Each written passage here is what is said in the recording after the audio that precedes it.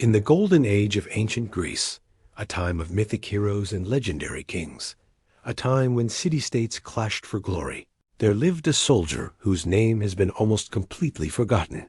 His name was Diocles. He wasn't a king, he wasn't a general, and you won't find his story sung by poets in grand epics. He was simply a hoplite, a foot soldier from the city of Corinth.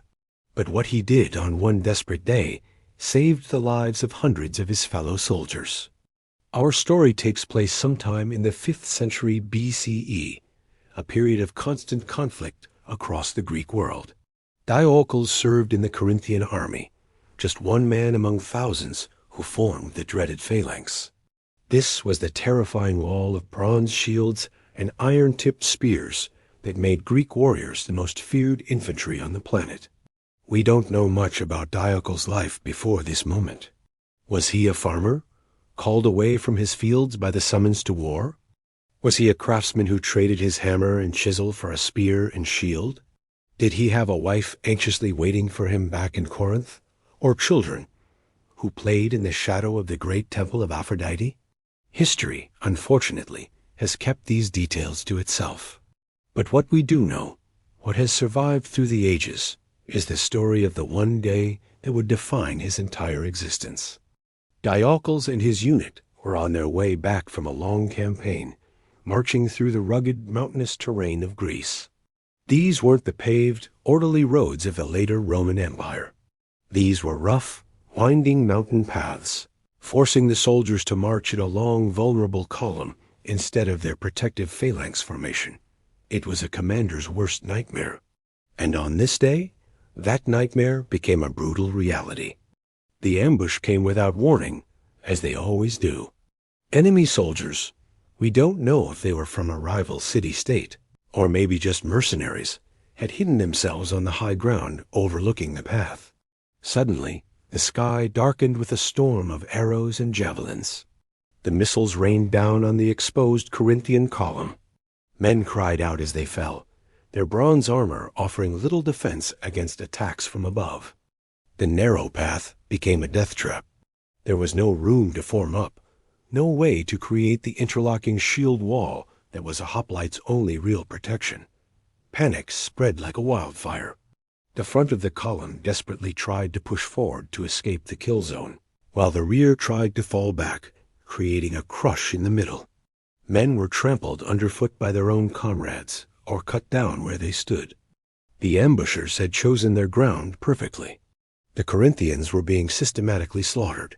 And in that swirling chaos of screams and steel, Diocles saw something. Or maybe he just understood what no one else did in that moment of terror. Behind the column, he spotted a narrow pass, a tight gap between two towering rock walls. It was so small that only one or two men could stand in it side by side. If the Corinthians could just retreat through that bottleneck, they might have a chance to escape. But to do that, someone would have to hold the pass.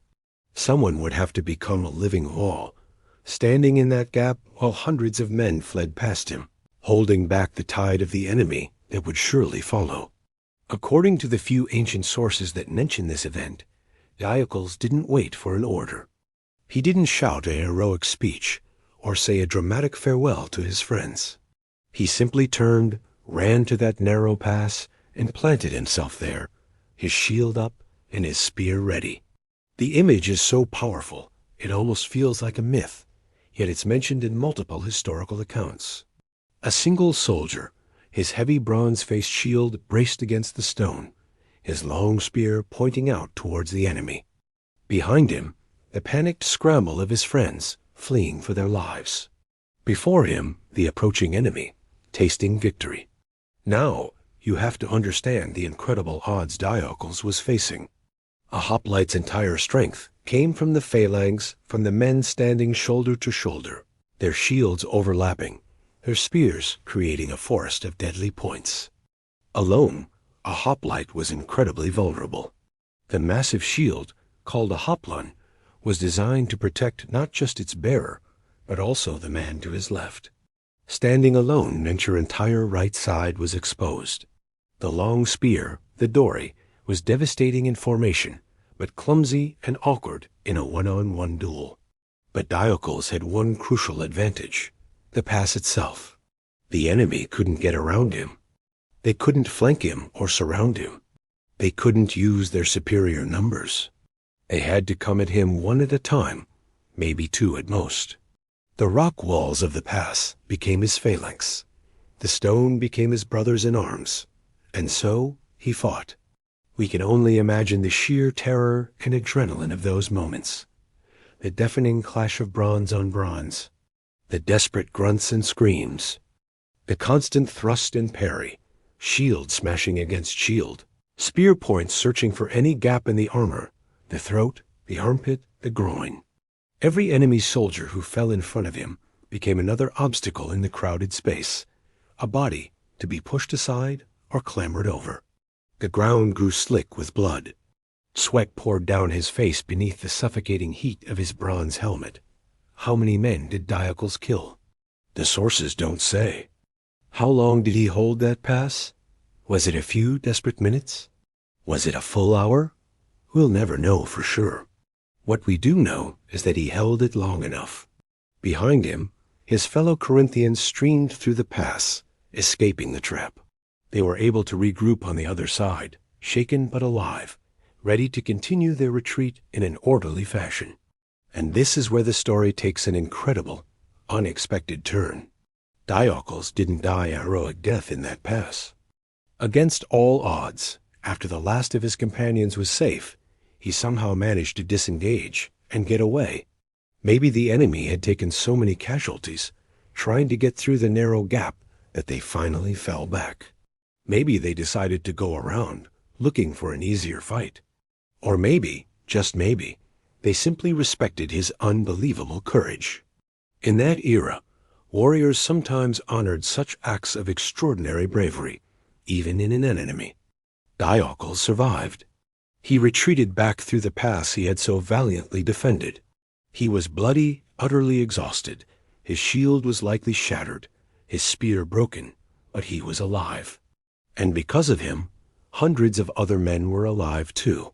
Men who were able to go home to their families. Men who would tell their children the story of the lone soldier who stood against an army.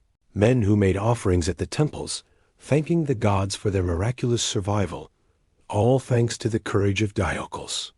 His name may be obscure, but his stand remains one of the greatest feats of individual bravery in all of military history. Thanks so much for watching.